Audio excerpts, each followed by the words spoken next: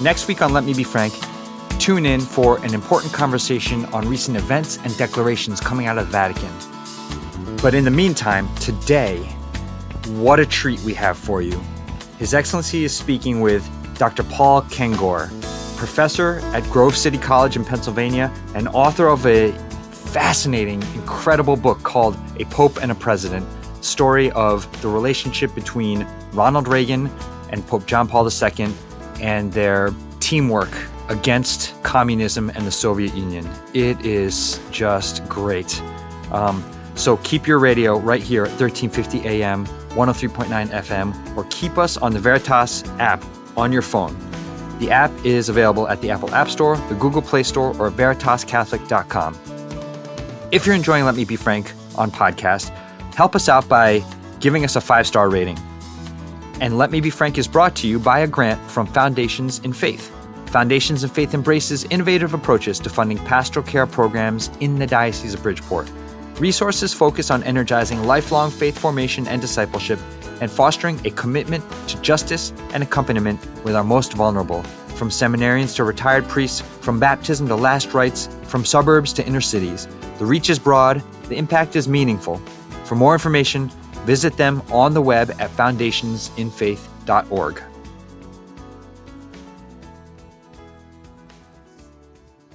Okay, here we go. This is Let Me Be Frank on the Veritas Catholic Network. I'm Steve Lee, and it is my great pleasure, as always, to introduce Bishop Frank Caggiano.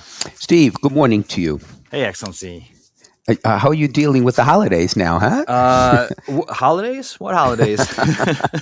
Oh, gosh, I desperately need a diet. It's just so sad. Well, this is not the time of year for that.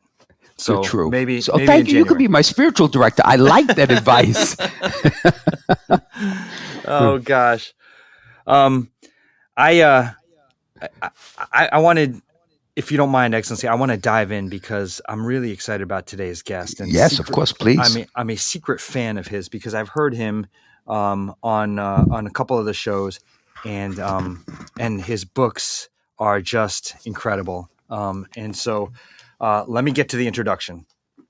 So today we're pleased to be joined by Paul Kengor.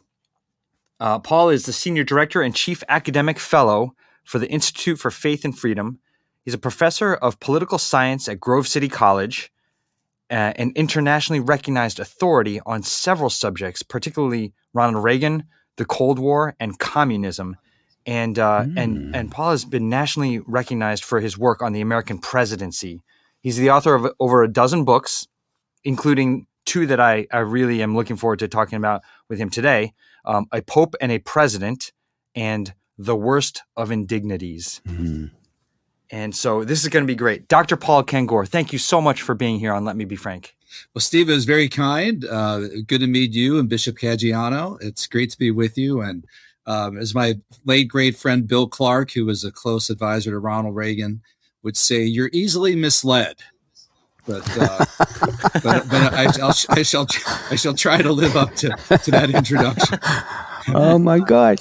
Well, Paul, I'm delighted that you're on the podcast because some of the topics we're going to talk, particularly Ronald Reagan, was formative in my life. Ronald Reagan was formative in my life. I came of age just as he began his presidency. My very first presidential vote was in 1980, and so I'm looking forward to talking about the man himself, his relationship with the Pope John Paul, now St. John Paul II, because it was just a fascinating dynamic, which you're an expert on. But before we do all of that, and I always ask this of guests, so you could be as expansive or as restrictive as you want, but tell us, who is Paul Kengor and your journey of faith?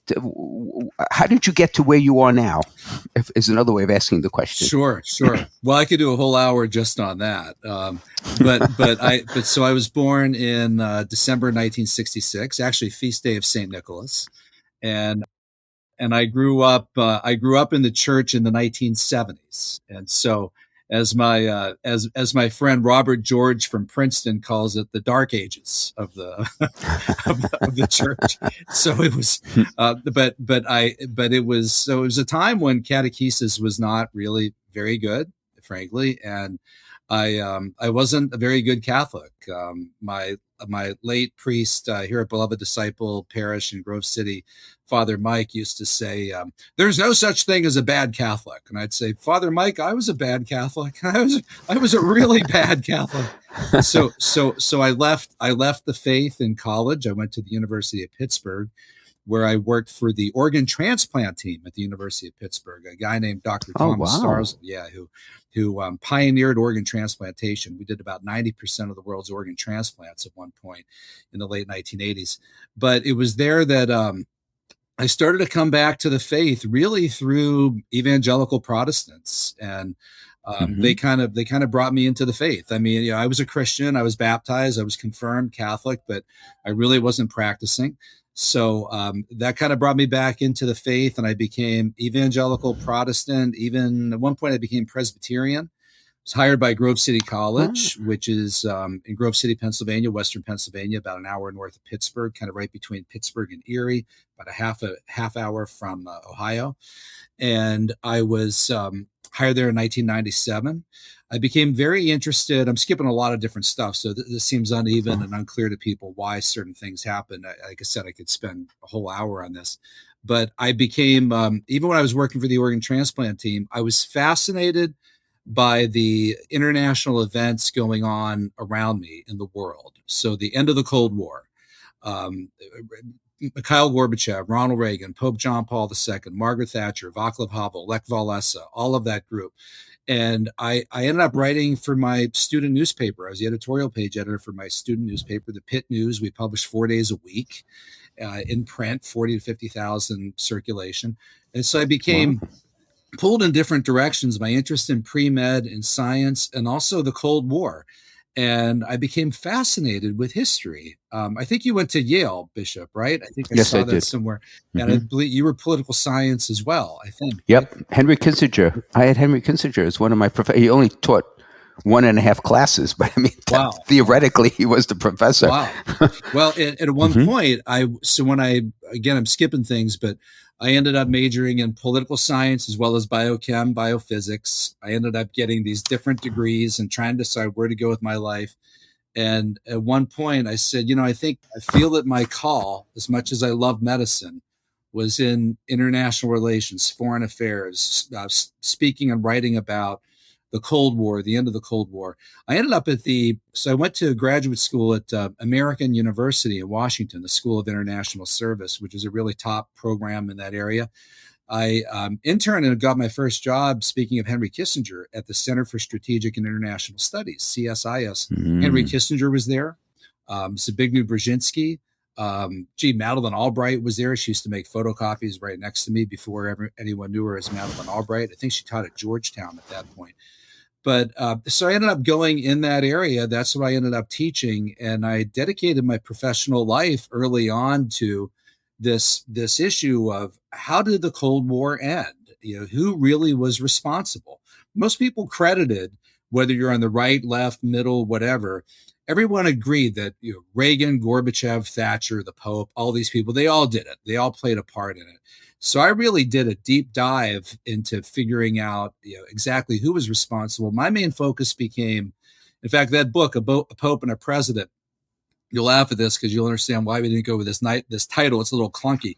We almost called it A Pope and a President and a General Secretary. But how do you fit all of that in one title line? Yeah, exactly. So the main story was Ronald Reagan and John Paul II. But as people will notice who read that book, Gorbachev is all through it. And Gorbachev just died in the last year, right?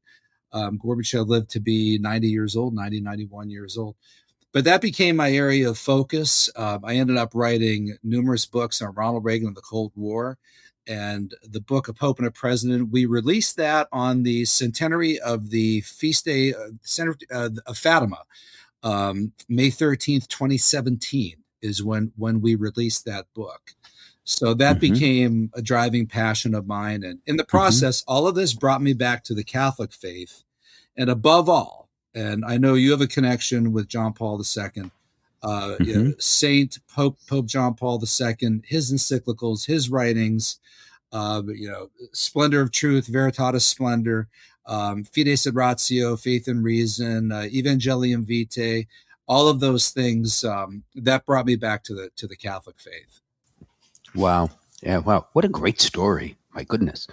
So for our younger listeners, I find this very hard to believe people were not alive when Ronald Reagan was president because that makes me very old. Yeah, but right.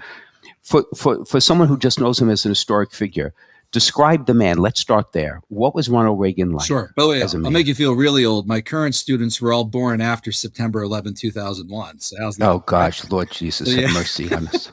So imagine trying to teach them about when I first started teaching Ronald Reagan. Yeah, when I first started teaching in 1997, it was easier, right? The Berlin Wall had fallen in November 1989. It was a little easier. But Reagan was born February 6th, 1911 in Illinois. So he comes out of Northwest Illinois. He comes out of the same general area, by the way, where Bishop Fulton Sheen came from. And I even write in the book how I could just picture Ronald Reagan and his father, Jack, and his brother, Neil. Jack and Neil were both Catholic. Ronald Reagan went to Eureka College. Eureka is right next to Peoria. Fulton Sheen's body to this day now is in Peoria. He started at that church. I could picture them. They would have driven right through Peoria. I could picture them stopping in the Peoria church circa 1920, 1928, 1929, lighting a few candles, and maybe even bumping into this altar boy or young priest named Fulton Sheen, right? So he came out of that area in the Midwest. Whereas the father was Catholic and his brother Neil became Catholic, Ronald Reagan and his mother were devout disciples of Christ denomination Protestants. Faith became a very important part of what he did. People never understood, even into the 1980s, how important Ronald Reagan's faith was to him. In fact, the first book that I did, as Steve probably knows, was called God and Ronald Reagan. It came out in February 2004. And that was a bestseller. That's what kind of got me known because everybody said, wow, we knew that Reagan professed a Christian faith, but we thought maybe this was to appeal to evangelicals, the moral majority, the Bible Belt. But wow, this is it, right? You really found this. This was legit. So Reagan, from there, went to Eureka College, goes to Hollywood in the 1930s, the golden age of Hollywood. He became at one point one of the top box office draws at Warner Brothers. Right now, you're Italian, Bishop Caggiano. I was telling you before we started, my mom's 100% Italian. I'm reading Frank Capra's autobiography right now. Oh, my gosh. The really great American, iconic Italian filmmaker. And I was reading just last night that he listed all the great actors being developed by Warner Brothers. And he mentioned Humphrey Bogart, Bette Davis, Ronald Reagan. Okay, Reagan was a great actor. People just chalk him off as this B movie actor. Reagan. Everybody in Hollywood made B movies, but Reagan made a bunch of A movies. So that got him really well known. And just as his career started to decline because he was focusing on the Screen Actors Guild, politics, labor issues, all this other stuff. His movie career did start to wane, but he went into television, the golden age of television. Ronald Reagan from 1952-53 to 1961 was MC of General Electric Theater, which was one of the most popular shows on television, next to probably Life is Worth Living with Bishop Fulton Sheen, which knocked off Milton Berle and Frank Sinatra and everything. Oh, gosh. Yeah, just amazing. In fact, Sheen was on the cover of Time magazine. When Sheen accepted his, not Academy Award, what do they call it for television? Emmy Award.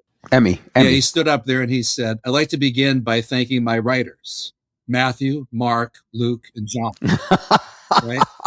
So, classic. Classic. Right. In fact, I had somebody tell me from the Northeast, where I know you're from, this is a Philly guy, kind of wisecracking Italian Philly guy, said, we think we're so cool from the Northeast, but the two greatest communicators of the 20th century in America, Ronald Reagan and Fulton Sheen, come from like Midwest cow country. That's exactly right. Yeah. They did. That's exactly right. Right.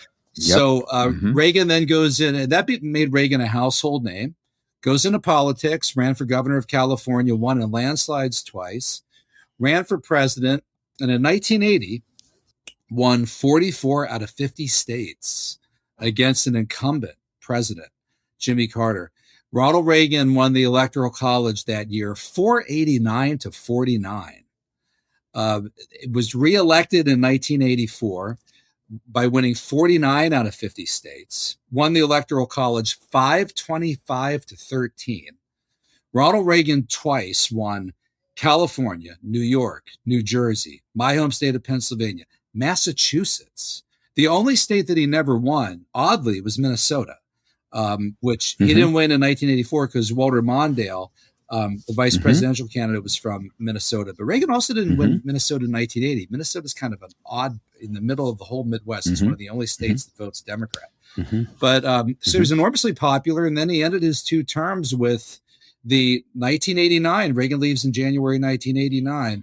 And the Berlin Wall goes down. All those countries break away from communism. And it was a period 89 to 91 that the Soviet Union likewise disintegrated and dissolved, with kind of almost formally Mikhail Gorbachev on Christmas Day 1991 picking up the phone, calling President George H.W. Bush, Reagan's vice president, and saying, "I'd like to wish you a Merry Christmas, and I want you to be the first to know that I'm going to be resigning today as president of the Soviet Union." And that basically turned out the lights on, as what Ronald Reagan called the evil empire. So this country that was born, the Soviet Union, October 1917, if you're walking through the cemetery of history, right? Born October 25th, 26th, 1917, died December 25th, Christmas Day, 1991, a day that the communists had tried to ban. Right? It probably says, "Do so not rest in peace" at the bottom of that. It's so amazing. May I just, when we speak about Ronald Reagan, I remember 2 things. The first, as he was just elected, when I remember turning on the television and hearing that he had fired all the air traffic controllers that went on strike, I thought to myself, this man is either a courageous leader or out of his mind, one or the other. Right. But it set the stage that he meant what he meant. Yeah. The Soviets felt and the other was that. Yeah.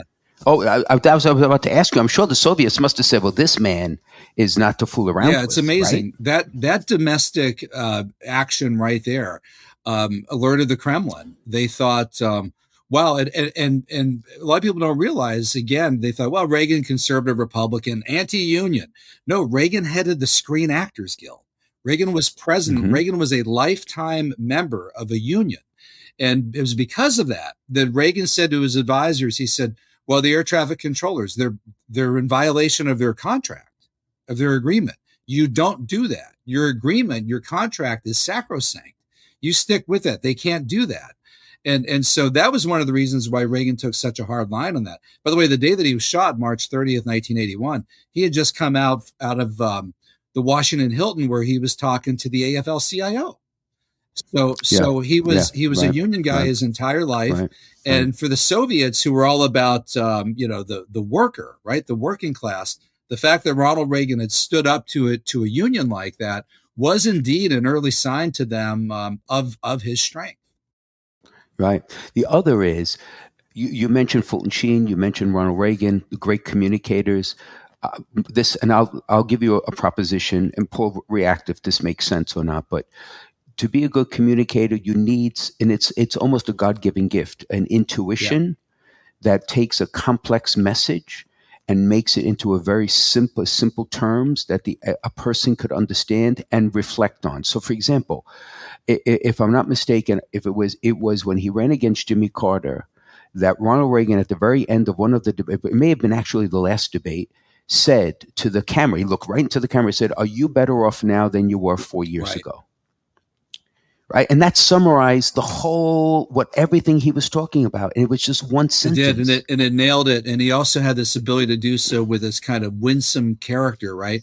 Where I don't want to bring Donald Trump and partisan politics to this, but what Donald Trump always lacked was the ability to say things in a colorful, fun, happy way that people would that would kind of zing his opponent, but would make people go, ugh, okay, that was a good phrase by Trump, but that was kind of mean, right?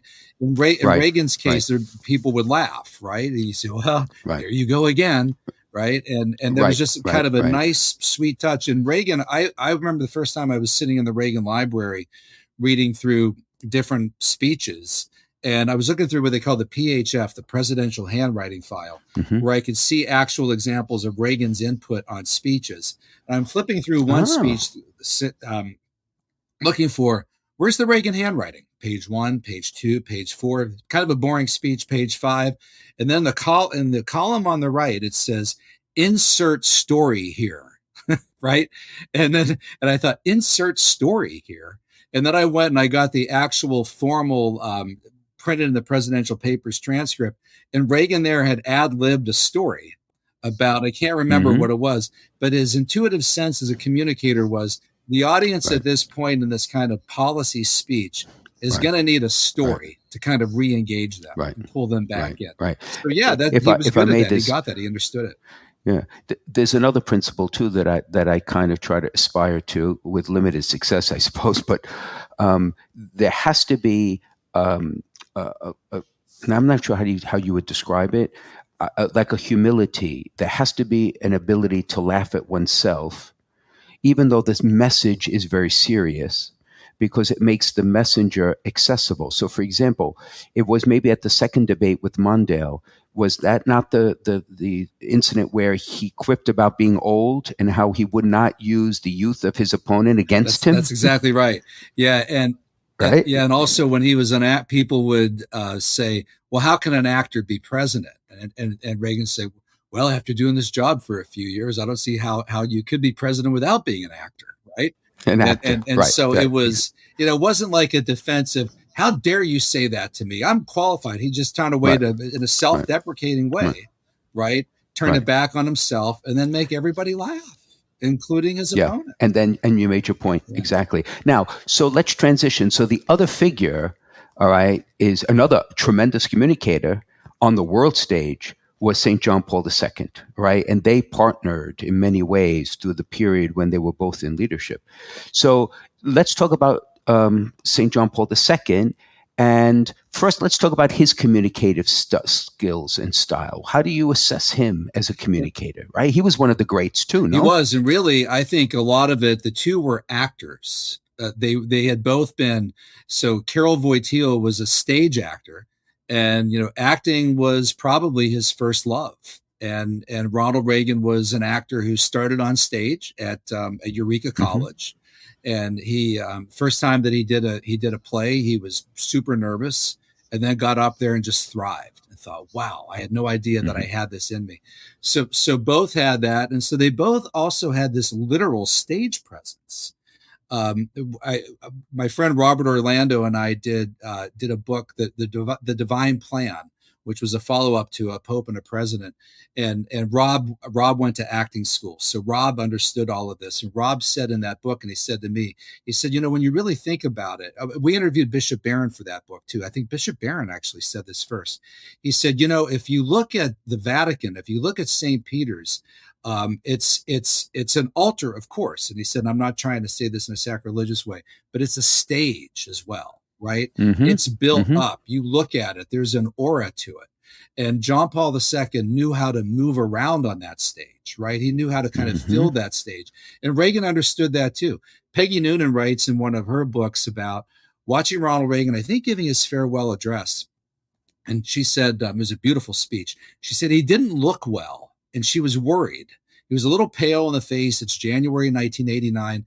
And right before they're about to start, and the cameraman says, 30 seconds, Mr. President. And Reagan all of a sudden stops and holds his breath and went,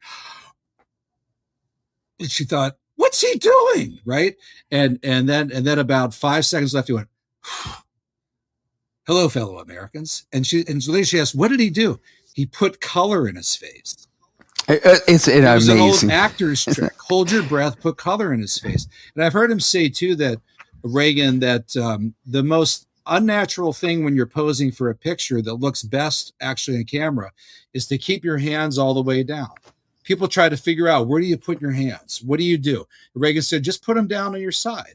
It looks best on camera. So it was those kind of things that they both understood. Sorry, I'm getting distracted from your original question about John Paul II. No, but that's okay though, because I was meditating. I could never do that. My hands are an essential part of my communication. Otherwise, they would be just silent, like a retreat. There'd be silence. Right.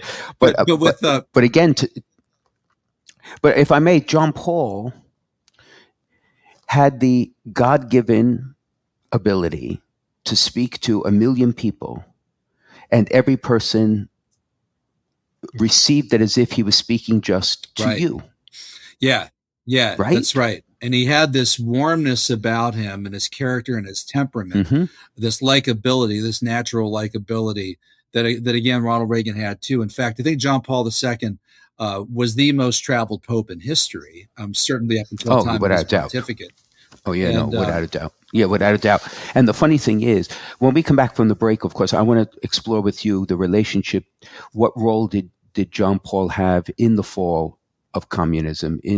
Because that fascinates me tremendous. But before we do that, just as an epilogue to the whole question of John Paul and his ability to communicate, I ascribe to this theory. And the theory is that John Paul was no stranger to personal suffering. He had a lot of it in his life. And he used it to create an empathetic heart. So he was able to speak to the heart in a way where if you do it to 1 million people, but you're only addressing 1 million individual hearts.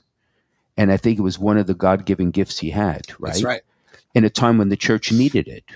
Would you agree with that? Is that a fair assessment? I agree totally. And in fact, one of the parallels with him and Reagan, they both came from families of 4, where it was just Karol Wojtyła and his brother.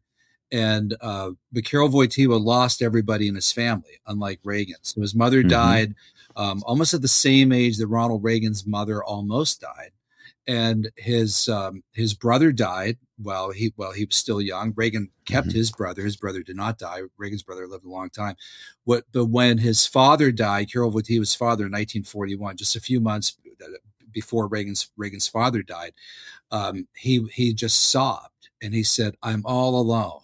I'm all alone." And that was right at the start of World War II, when he would lose so many close Jewish friends. I mean, he was the only non-Jewish boy on the only Gentile on the Jewish boys soccer team. He was the goalkeeper, right? So he had a lot of personal suffering in his life. And then he saw it when the Nazis came in and then when the communists came in. So yeah, he could really identify with suffering in a way that few others could. Yep. Great. More to come. Yes. Dr. Kengor, you're such a good storyteller. Oh, so, got it from Reagan. So you're listening to Let Me Be Frank on the Veritas Catholic Network. His Excellency is speaking with Dr. Paul Kengor, professor of political science at Grove City College and author of A Pope and a President, and also of his newest book, The Worst of Indignities. And there's more to come. Be right back after the break.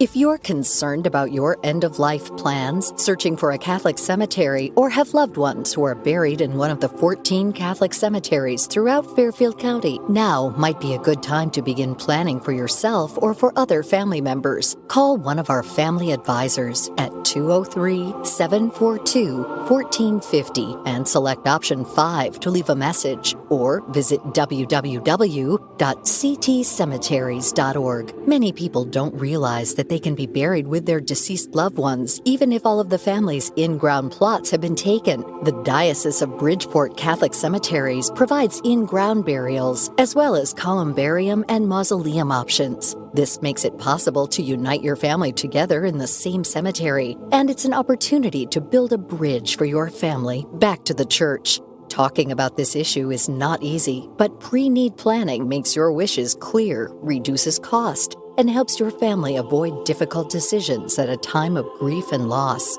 You can start your planning now by contacting one of our family advisors at 203-742-1450 and select option 5, or visit www.ctcemeteries.org. We can guide you through the options, regulations, and considerations to help you make the best decisions for your family.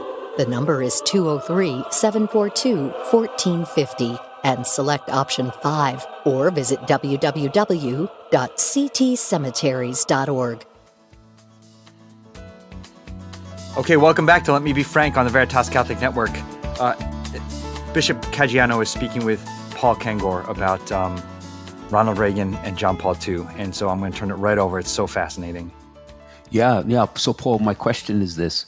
What role did St. John Paul II have in the fall of communism, particularly in Eastern Europe? What's your assessment? It was vital. And when he was chosen as 65th, heir to the chair of St. Peter in October 1978, he was shocked that they picked him. And in fact, he turned to now Cardinal Živec, who was his close aide. He said, what are they doing? They realized, the Pope is supposed to be Italian. It had been nothing but Italian popes for 455 years.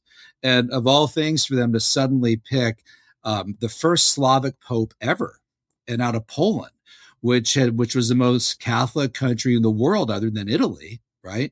And to pluck him from right behind the wall of the Iron Curtain, right? The one country where the communist war on religion had utterly failed. He said, do they know what they're doing? I mean, do they realize what they're doing? And Ronald Reagan said the same thing. Reagan was thrilled that happened. Just couldn't believe it. Reagan was already very pro-Catholic, Catholic father, Catholic brother, was a daily communicant. Reagan's ex-wife, Jane Wyman, had become a daily communicant. She was very devout. By the way, she died Third Order Franciscan nun, buried in the habit. Jane Wyman was so devout that when she did Falcon Crest in the 1980s, she put into her contract that a priest would be allowed on a set every day to give her communion. She became very devout. Brought into the faith with Loretta Young, who was brought into the faith by Fulton Sheen. So all these different Hollywood connections there. Wow. But they were so Reagan thought that was just the greatest thing, because Reagan at that point thought, I need to get elected president. I want to win the Cold War. I've got this plan to win the Cold War, but how do we do that? Well, all of a sudden, with the selection of a Polish Pope, I mean, this was, Reagan talked about DP, the divine plan, divine providence. He used to abbreviate it, the DP. He said, this has got to be, this has got to be what God intended. This is miraculous. So, John Paul II felt the same way too. I mean, he very much wanted to, like Reagan, and unlike Pope Paul VI, Richard Nixon, Henry Kissinger, Gerald Ford, Jimmy Carter, they all subscribed to kind of détente Ostpolitik, which was the Soviets are going to be around for a long time. Eastern Europe is part of their so-called sphere of influence. We don't like this, but we have to accept it. We have to learn how to have treaties with them, trade with them, learn how to get along, lessen the chance of nuclear war. Reagan and John Paul II said, no. You do that, you leave all of Eastern Europe under the jackboot of Soviet communism. We need to find a way to liberate these people, to reverse Soviet communism, not through nuclear war, not in a way that's going to lead to war. We need to come up with innovative ways to try to liberate Eastern Europe. And so with the election of Reagan, November 1980, the election of John Paul II, October 1978, Margaret Thatcher comes in between. And then later Gorbachev coming in the beginning of the second Reagan term, March 1985.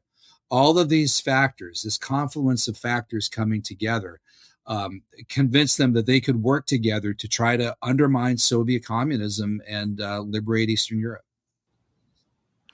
To consider the Soviet Union disintegrated and not a single bullet was fired was unimaginable. Yeah. And you and I being in college at the time, I mean, if somebody would have said to us in 1980, hey, listen to this. By the end of the 1980s, 10 years from now, Berlin Wall is going to be down. Soviet Union won't even exist.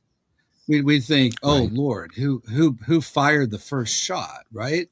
How many people died in the nuclear Armageddon? And no one died at all. Nobody.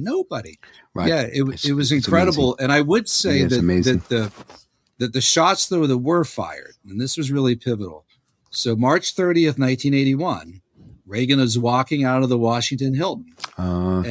This young man, as Ronald Reagan so charitably called him, this confused young man, right, is waiting there with a handgun, 22 Devastator bullets that explode on impact, and shoots Ronald Reagan.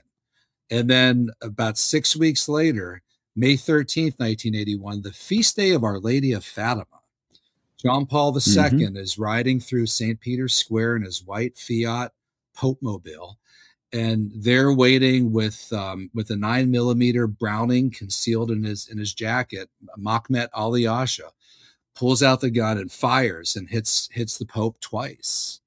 And so the two of them, who had, from the moment that Reagan won the election on November 4th, 1980, his team, his Catholic advisors, were reaching out to the Vatican, trying to get the two together.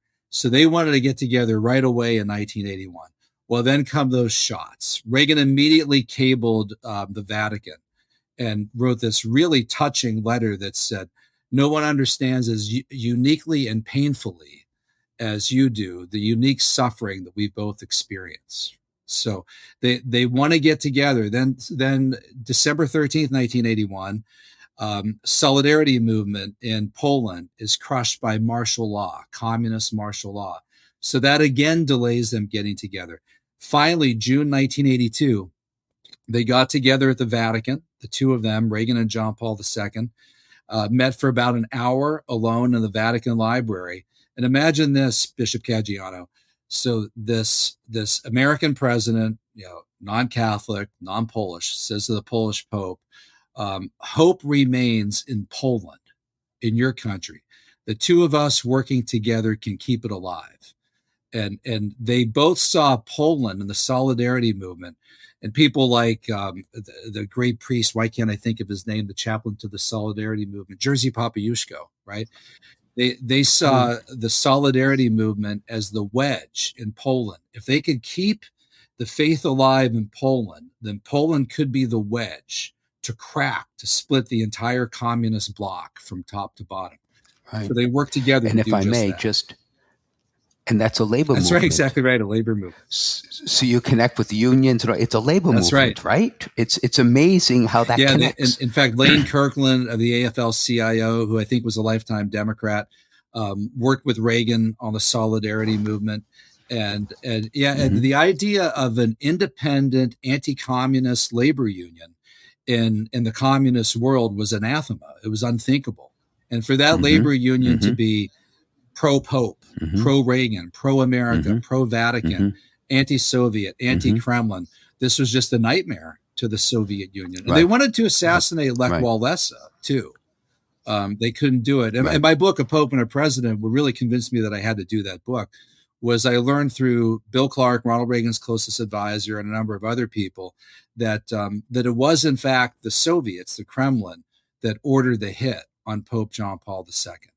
And they did it through, not through the KGB, but through the Soviet GRU. And those are the really bad dudes. That's GRU. Yeah, the GRU is military intelligence. KGB is political intelligence. The KGB greenlighted it through Yuri Andropov, who was head of the KGB before he was head of the Soviet Union. But they ordered the hits on the Pope. And that was, and John Paul II, when he was briefed on this by the United States after we learned this, that the Soviets were behind the hit, and I go all through this in A Pope and a President, John Paul II, Bishop, kind of shrugged and said, I know the Soviets did it. I know. Of course. And they said, well, do you want us to tell? And it's like, no, I don't want World War III to start over this. What's done is done. The fact it happened on the feast day of Our Lady of Fatima, the third secret of Fatima, communism spreading its errors throughout the world, as Our Lady predicted in 1917. He put it all together. He knew there would be. Yeah, of course he did. The interesting thing for, again, our younger listeners, when John Paul was shot and he was looking up, that was the moment he realized there was no image of Our Lady in St. Peter's Square. Wow. So when he recovered, he installed it, and it is there. It's the mosaic of Our Lady that is lit at night. So when you go into the square now, in the top of the Apostolic Palace, right, there is the image of Our Lady. And every time I go back to St. Peter's at night, because I like to go at night, it's a reminder of what happened in that square and Our Lady's great grace to have protected her beloved son, who was not only the successor of Peter, but the instrument of her will, given the Fatima I never connection. knew that. Right? I got to add that to the book. All right. That's Yeah. really good. And he said Yeah. one hand fired the bullet, another hand deflected the bullet. Right. And Yeah. at that moment, he goes down and Jivich is cradling him and he's saying, marry my mother, which his father told him. His earthly father told him after his mother died. He took him to see Our Lady of Czestochowa, and he said, "This is now your mother. This is now your mother." Mm-hmm. So he dedicated his papacy to the Blessed Mother, totus tuus, right? Totally yours, Jesus, through Right. through Right. Mary, Mary Right. through Jesus, and he was when Reagan learned about Fatima. Ronald Reagan already knew about Fatima.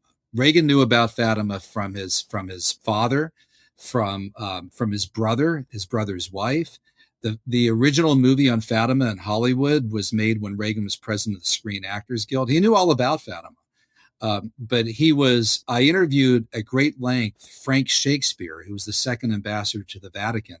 And he told me about flying to Rome with Ronald Reagan from the G7 summit. It was in Venice. And right before, this would have been Reagan's third meeting with John Paul II, the one that hardly anybody knows about. And he said, we talked about Fatima the whole time. And he said Reagan was right? Riveted. Lots of questions connected to the shooting on the feast day of Our Lady of Fatima. So Reagan was fascinated by it. Right. So there's of course there's always rumor and gossip in the church. Can you imagine?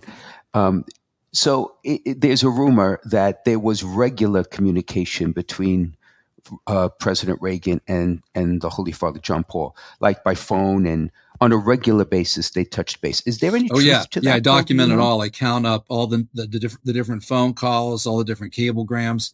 In the book, I include, I'm saying this off the top of my head, but so I can't remember the exact time right now, but it's in the book. But there's a late night cable that went from the Vatican to Reagan. It's like 2 or 3 o'clock in the morning, and it's still redacted, and it says urgent message from the Holy Father, and it says the Holy Father says the colon, and then it's blacked out. I thought, what's this about? Is that right? What is this? Why is he what's going on? So I still haven't been able to find out what that is. But yeah, they met all together 5 times, 5 different occasions. They Miami, the Vatican a number of times, different places. And most importantly, there was a kind of troika. It was Bill Casey at the CIA, who was Irish Catholic, Bill Clark, the National Security Advisor and Reagan's closest friend and advisor, who was like a grandfather to me. I became Clark's biographer. He was at the National Security Council. And then it was Cardinal, not Casaroli, but the Vatican. Oh boy, why can't I think of this right now? He was in DC. He was the third person, but the 3 of them would meet. Laghi, Cardinal Pio Laghi. He was the Apostolic Nuncio to the United States, and that was before he was Cardinal. Oh yeah, I remember that. And yeah, of course. Casey and Clark would call each other on the phone between the White House and Langley, Virginia, CIA headquarters, and their code language, in case they thought their phones might be bugged, was, "I think we need to get a cup of cappuccino." And that meant that it was time to go to the Apostolic Nuncio residence and meet with Laghi. And they would talk with Laghi, the 3 of them. And I want a cup of cappuccino. I think it's a great idea. And Clark said, I used to ask Clark, do you have any notes? He said, no, the policy was no notes. We didn't want anyone to see this. He said, at best, I might scribble something on a napkin, and then I would take it and I would pitch it. Right. But those 3, Laghi, Casey, and Clark, were the conduit between Reagan and John Paul II. I said, Bill, how often did you meet? He said, sometimes weekly, sometimes a number of times. Yeah, that's what I thought.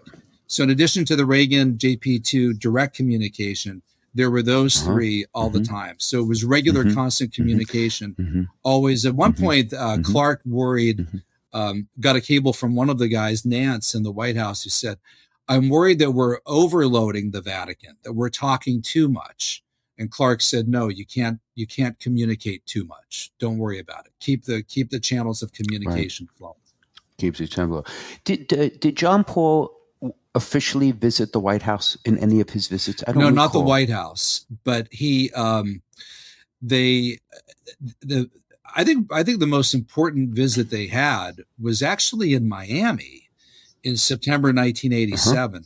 And you could watch that online. It's a beautiful scene. Yeah, YouTube. In fact, the cover of my book, people ask, is that photoshopped? Reagan sitting there talking and John Paul II's kind of listening like this. And that's the classic exactly. Pose. And, right. Classic. And Nancy Reagan told me, she said, that's my favorite photo of Ronnie with the Pope. And she said of the Pope, she said, oh, he was my favorite.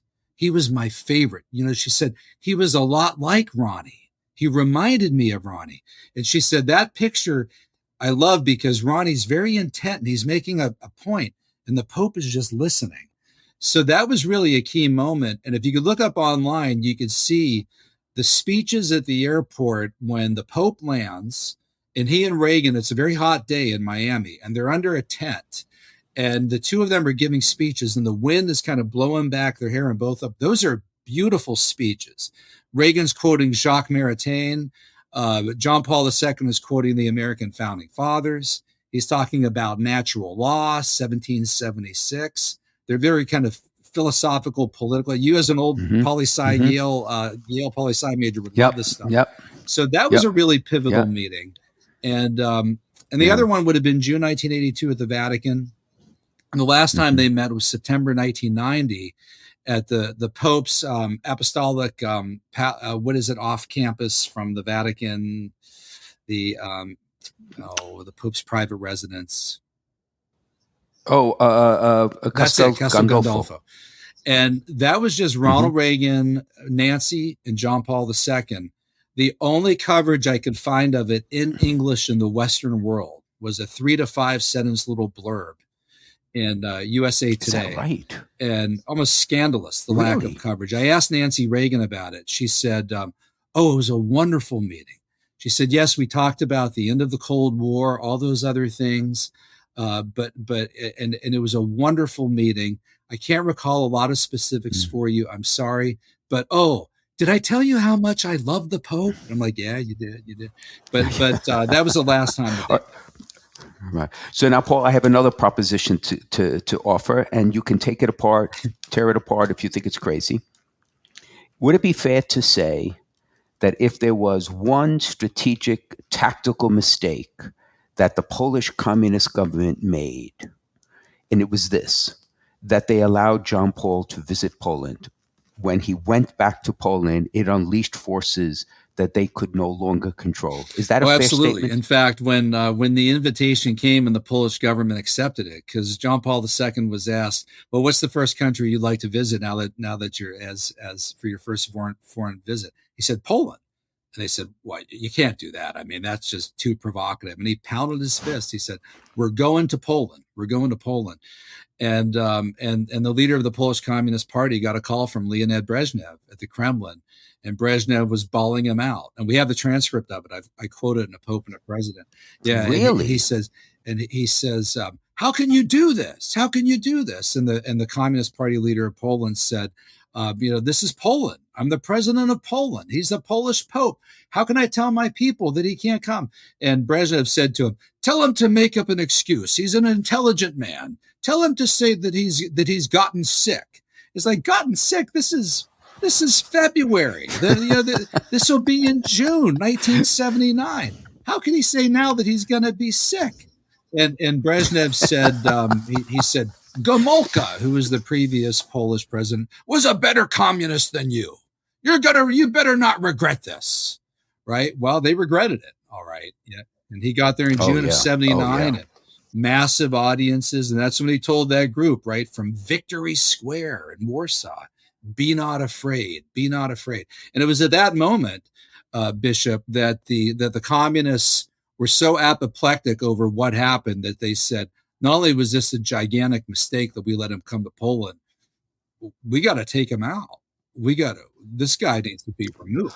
So those Absolutely. two were connected Yeah. then. And I quote the December 1979 meeting by the Soviet Central Committee, where they say they try to decide what to do about this menace, this Polish Pope, and they decide that he has to be eliminated with means beyond discreditation. In fact, SISDE, S-I-S-D-E, the Italian Secret Service agency, in the document said that they believed that this document from the Soviet Central Committee called for, quote, the physical elimination of JP2, as they put it, as SISDE put it. So they think that was the closest thing there is to an on the record, in writing, call for the removal of the Pope. Now, George Weigel, my good friend, says, the Soviets would have never put this in writing. And no, they wouldn't have. And the language doesn't say exactly that. That is SISDE's interpretation. But the document is about as close as you can see to them getting close to officially authorizing it and putting it in some form of writing. Right.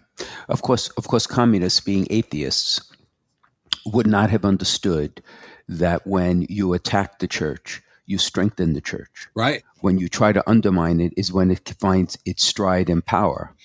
And of course, but they wouldn't know that. That's what Lech Walesa said. Right. Lech Walesa said, you try to close our churches, you ban our Bibles, you don't want us to talk about Jesus and the Blessed Mother, and guess what? Our churches are full. Our churches are full. And when they assassinated Blessed Jerzy Papayushko in 1984.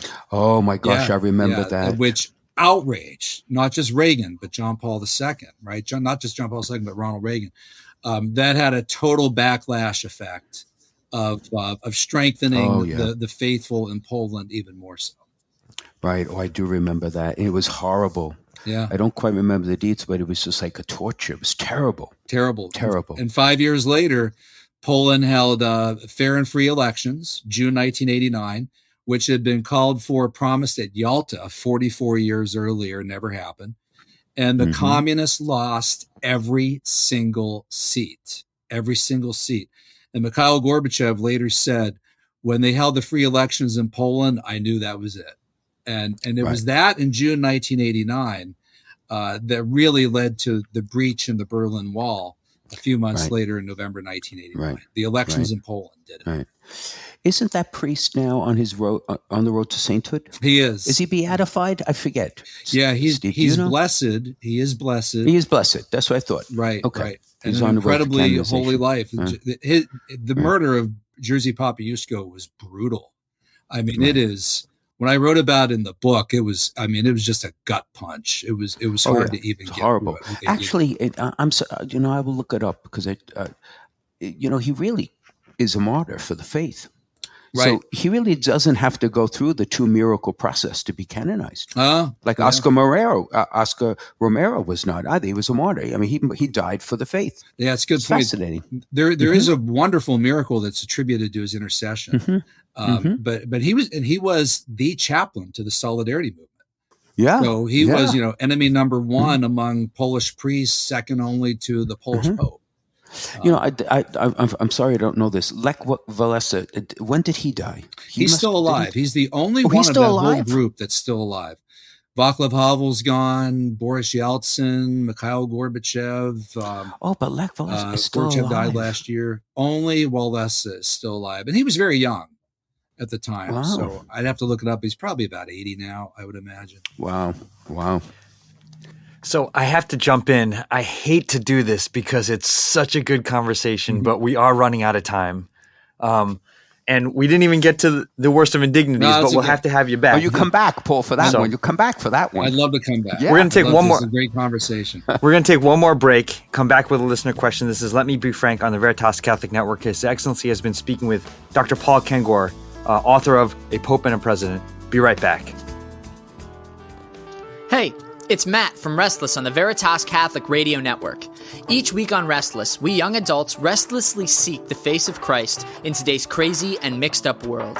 Join us each Friday at noon on 1350 AM, 103.9 FM, the Veritas app, or wherever you get your shows. Hope to see you there.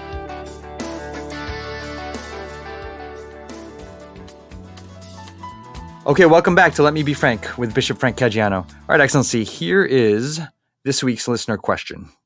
It says, a family member has expressed interest in being cremated and made into a diamond to be worn by her daughter as a necklace. I see that the Pope has relaxed the rules on cremation. Do you think this would be acceptable? Simple answer, no, it is not. The cremens have to be dealt with dignity and to have a place of repose. The Vatican instructed that it is possible to take a very small portion of those ashes and put it in a place of reverence, right, in remembrance of the person. But the remainder, which is the vast majority, have to be buried or put into some sort of columbarium. So to make it into jewelry is totally unacceptable. Yeah, great. That was easy. That question was easy in that sense. I might have even tried to answer that one. There you go. I could have said anything you said after no. That doesn't sound right to me. Yes, exactly. If you have a question for Bishop Frank, send it in on social media, or you can email questions@veritascatholic.com. Bishop Frank Caggiano is on Facebook, Instagram, and Twitter, and so is Veritas Catholic Network. And we'd like to thank our sponsor, Foundations in Faith. A grant from the St. Therese Fund for Evangelization makes it possible for us to bring Let Me Be Frank to you. Foundations in Faith is committed to supporting and transforming pastoral ministries in the Diocese of Bridgeport, and you can learn more about their outstanding work at foundationsinfaith.org. Dr. Paul Kengor, thank you so much for joining us. Make sure you tell us where people can go and get your books and learn more about you. Oh, well, thanks, Steve. Yes. So just go to Amazon for any of my books. Paul Kengor, look it up there. Also, I'm the editor of the American Spectator. You can read my articles there and sign up to subscribe. And you can get my articles for free, actually. I think we have several a month behind before you hit the paywall. So that's spectator.org. And that's it. And check out Grove City College, where I teach. It's a great school. And your newest book is called The Worst of Indignities. It's about the history of the Catholic Church's relationship to and fight against slavery through history. That's right. And that's published through Emmaus Road Publishing. Oh, yeah. And check that out, because there's colossal misunderstandings about our church on slavery. Our church has been so great on slavery. From the very beginning, and far better than we were against slavery many, many, many, many centuries before America and the Brits banned it. Yeah. It's unappreciated history. Maybe, and I meant that seriously, at a future time, maybe we could get together again. I would love to pick your brain about that topic very much. Paul, thank you for being here. And thank you for all your tremendous scholarship and shedding so much light on two fascinating figures, but particularly from my perspective, Pope John Paul, who is just a heroic inspiration to so many, right, in the church. So thank you for that. Keep up the great work. Thanks. Excellency, before we go, would you please give us your blessing? Yes, I'd be happy to. In the name of the Father, of the Son, and of the Holy Spirit, amen. Heavenly Father, in these days of Christmas, we give you thanks for the greatest gift we have received, which is the gift of your Son born into poverty, that we who are poor may one day be rich in the glory of heaven. May the days of the new year be times of peace, reconciliation, rest and joy for ourselves, our loved ones, and for all your people. We ask that your Spirit bless us. In the name of the Father, and of the Son, and of the Holy Spirit. Amen. Amen.